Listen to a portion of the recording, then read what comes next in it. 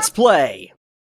Hey there guys, welcome back to Let's Play Hyrule Warriors. In this part, we're going to a mission that is one of my favorites from the DLC pack, if not one of my favorites in the entire game. I'm not really sure why, it just clicks with me very well. We're going to do The Invasion Begins, which is the first mission, but you get to play as the bad guys, which is so cool. We're going to be playing as Wizro, who is... you'll see, he's a very different character in the way that he just plays completely differently from everyone else.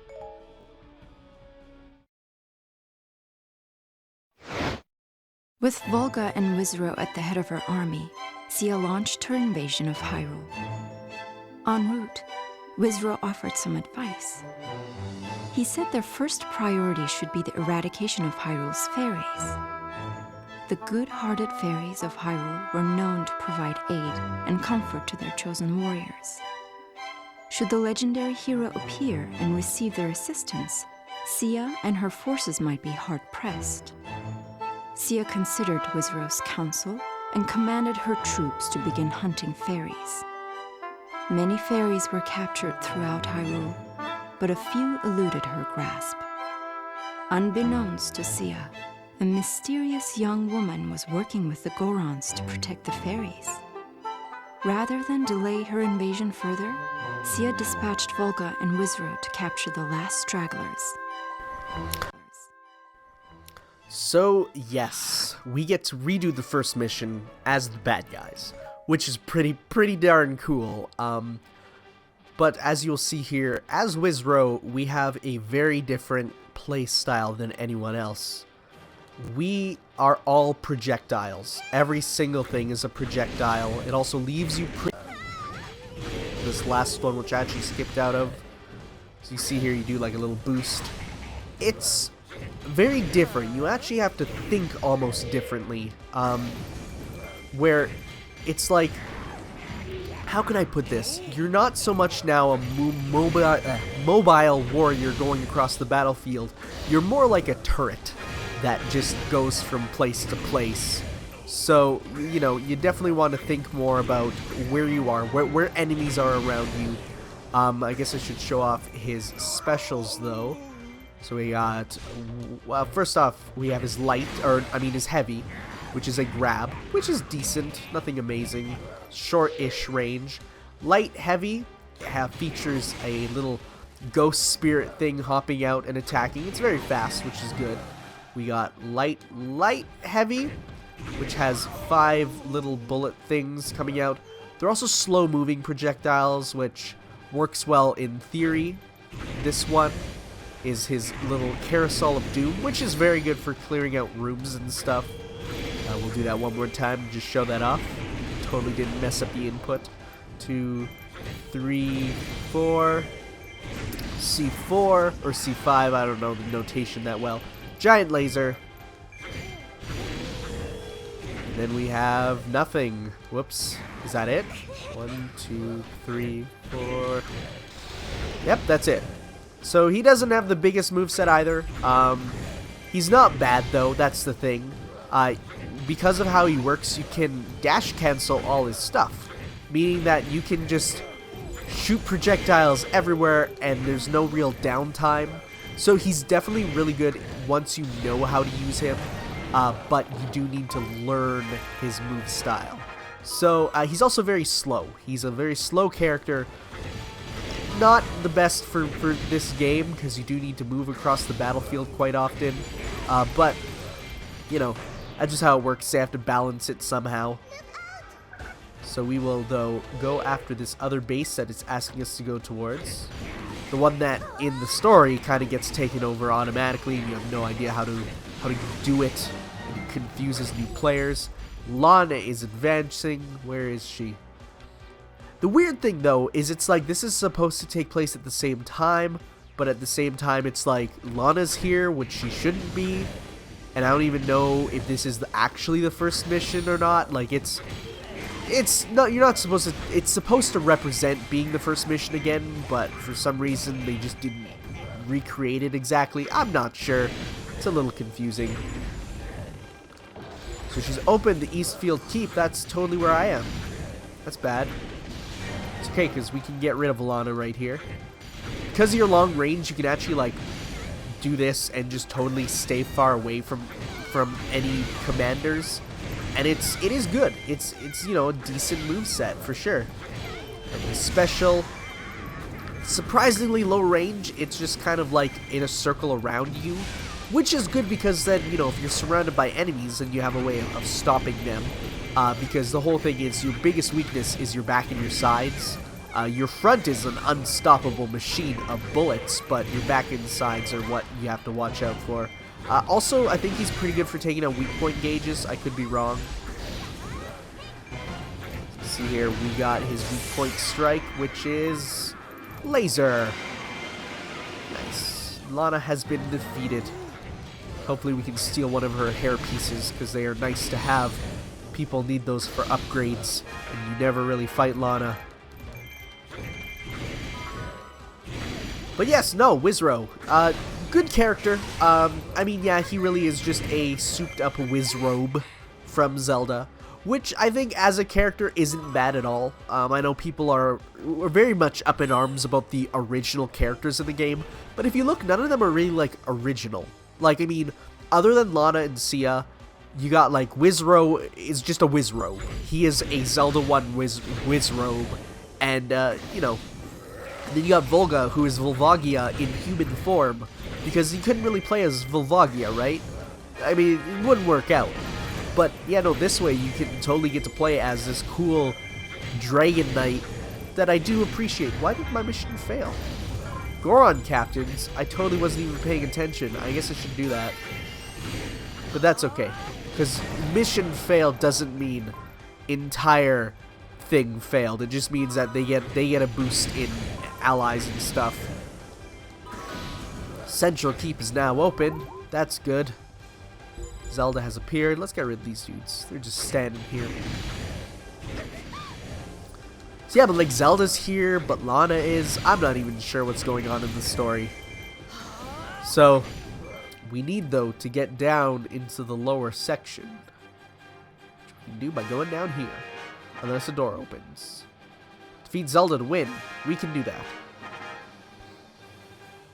So the reinforcements have appeared, but we won't worry about those. We'll worry about getting this area to be like one of our little bases to spawn enemies. Or not enemies, but troops. Because you do have to think strategically in that way, where, you know, where are my troops going to spawn? Because your troops do work, and that's something that I see a lot of people complain about. It's like, your troops do nothing in this game. And it's like, they do, they just don't do it significantly. They're not going to do anything against commanders, just like commanders aren't going to do anything against you. And so this is where the fun part of the mission comes for me, where you get to kill Hyrule troops. I think it's just super fun. And this is one of the only places you can really easily get their armor pieces and stuff. So for sure, it's like, I enjoy killing just these dudes. That's a terrible, terrible thing to say, really. But yeah, no, as you see here, Wizro just bullets everywhere. Nice, we got a silver material, too. I hope that wasn't from the Goron, though, because that's a little more common. So we got some troops up here, though. We need to stop them, because they're going up and attacking. We need to halt their progression. And you can totally kill all of them, and you get a lot of kills, a lot of experience, and a lot of items. So that's good. Even though Wizro does have this one attack at the end where he's on the little giant spirit thing, which is an oxymoron, but whatever. You know what I'm talking about, where he rides the thing. It's not that good because it does have a lot of startup lag. So whatever. You can also hold the attack button, and instead of your bullets continuing to fire, they like turn into little fireballs and slow down and stay there, like this. Not really stay there, but they're a lot slower, and that's actually very good for enemy troops and stuff, because then they're very different projectiles that are more focused for close range. So he does have depth of character, which is good, despite his relatively small moveset. Very much reminds me of Usopp from Pirate Warriors, where it's, you know, it's all projectiles, with like a few contact moves, but because of that, he's either the best or worst character in the game, depending on how you play as him. Thankfully, unlike Usopp, he doesn't have one of the most annoying voices I've ever played with a game character, which is saying something, because like I don't get annoyed by game characters. I've never found Navi annoying. I've never found any of these famous game characters that are known for being annoying to be really annoying. I even put up with Fi. Like, Fi never bothered me that much. But definitely it's like, you know, his voice was bad for me. And it isn't the voice from the anime, but because he says the same lines over and over, it just gets annoying. But hey, what you gonna do? Other than not buy Pirate Warriors 3, which I'm not gonna do. I am gonna buy it. That's a double negative. That means I am gonna buy it, in case that confused you. Hooray for the English language being a confusing mess. Oh my god, the slowdown, I love it.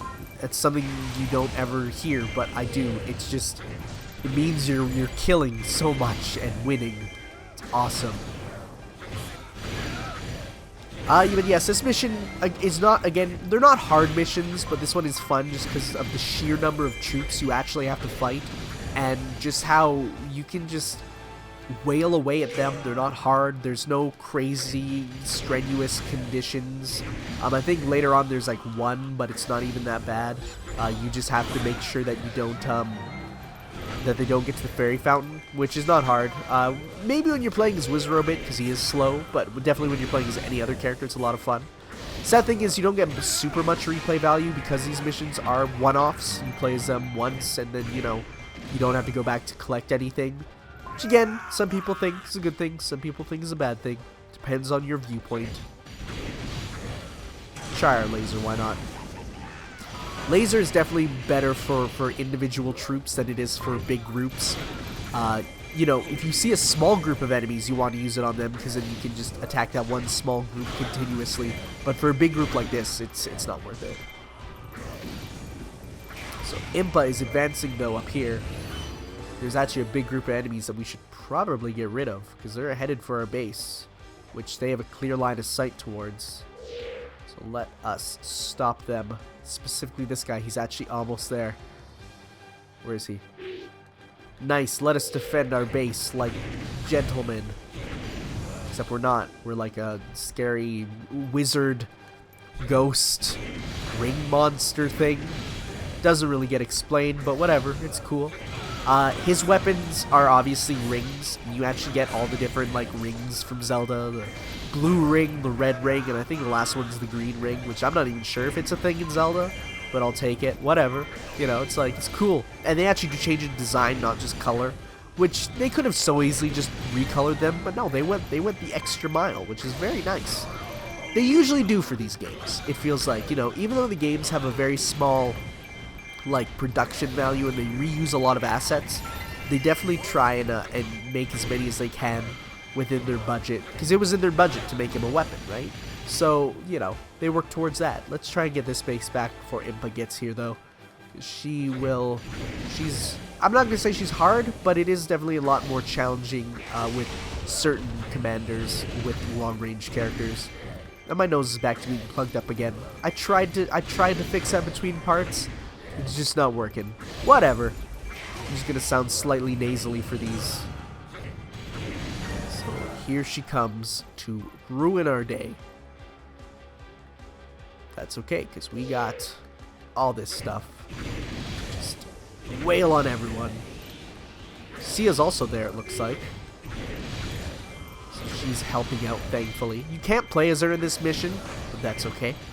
I think they kind of want you to play as all the dudes for like one round each, even though you got to choose. I think in the next one, you also get your choice of any of them. So, you know, you get to try out all the new characters. On easy, this is obviously very easy. It's not a very hard mission. We're on medium, just because I did get my characters level 25, and I do have enough, you know, knowledge of the game to not be terrible at it. I love using that laser. It's quite fun. 2, 3, 4. Didn't do that right. Whatever. But yeah, no, you're just like, you want to stay away from enemies, obviously, because they will attack you if they get close up. But otherwise, you know, you can just go to town with just spamming projectiles. You can even use this, and I'm a little sad this one's so short range, because it could have made him such this like amazing long range character, but no, it's more functional than it is you know, overpowered, just good. So we totally just destroyed Impa, which is nice. Meanwhile, we have all these dudes to take care of. I guess we're gonna just wail at them. I know this mission took me a long time the first time, but just because I was having so much fun just destroying as many of these troops as I could, that I didn't really mind. But yes, it's fun. I love it. I love this game so much. And now that we know, like, the last DLC pack, which is the Majora's Mask one, the information has been revealed. It's, you know, getting all these good updates, and one character I enjoy, one character I'm gonna loathe. Why did they put Tingle in this game? Whatever. He's popular in Japan for some reason, and Europe. Europe likes him too. I don't like Tingle, but we'll get to him later. Don't want the ally base to fall. Well, it's a good thing there's no one even close to being up there. Instead, we'll go down and take care of these troops, and then go after Zelda ourselves. Because that's totally what happened in this mission. It's not what happened. That's the confusing thing. It's like, you do the two sides of the story, and it should, you know, it doesn't ever work out to be the exact same. Like, it always works out to be the same conclusion, but it definitely goes about it in different ways. Okay, we want to zoom in on Zelda, thankfully. And there we go. It's a good thing Zelda's weapon is very short range in her, at least normals, that we can, you know, combo her into eternity. Wait, where is she? Oh, thank you for totally getting... Wait, she was running in the cutscene? What? That's not fair. Let us do this. Laser! Very fun. Very good. I don't think you can easily combo after the laser ends. You do have to kind of find a way to, you know, get them back together, get them back comboing. And I guess you have super armor during that. I didn't even know that. Now I do. That's awesome. I guess it would be kind of hard to make it so that you don't have super armor. That's like kind of a thing they had to do to make it so that your animation can cancel in a believable manner. Totally missed her weak point gauge there, but whatevs, let's go! Because there is that thing right in front of me, which I should get right after I use this. I totally wasted that. Didn't mean to press that. That's okay. And there we go. So yeah, no, you can totally redo this mission again, and it's just as fun. That's it. We just kill Zelda, and it's easy. As you can see, this is a shorter mission, not super hard. His necklace moves weirdly, if you look. But yeah, fun mission. Definitely one to replay with different characters and just feel how many troops there are. It felt like there's a lot more enemies in this mission than other ones. Maybe it's just because they're actual like full-bodied soldiers as opposed to just small little grunt dudes, but whatever. And with that though, we are like caught up in the first chapter of the game essentially. We don't do the we don't go back to Elden Volcano. That mission's not there because, you know, the outcome of that is you have to lose. We have to, you know, get caught by them and stuff. Although it's weird because even though you might win these missions, story-wise, you lose them. So it's best to just not think of it so much. Like, these are, like, not canon. Sort of. They're, like, canon and not. It's Warriors logic. Just take it for face value. Wizro is such a weird, creepy dude, though. Really. Why is he attacking the cameraman? Also, why is there a cameraman to begin with? That's always weird. Like, they always attack the cameraman in these. Is it meant to just be like a regular random enemy troop, or I'm not sure. We got a level 2 blue ring, magic hammer, and another Dominion rod. Oh, I've been scanning. Actually, I want to keep that one. Get rid of that one. I've been scanning the amiibos every day, and I just keep getting Dominion rods and spinners, because that's the only like high level things that I got for them. When you get their level 3 stuff, you'll start getting them from the amiibos too. But until then, you know, we'll get to those though. We're now headed to the Palace of Twilight again, and we're going to be playing as Volga, the last of the special free LC characters. Next time, guys. Thank you for watching. Ciao.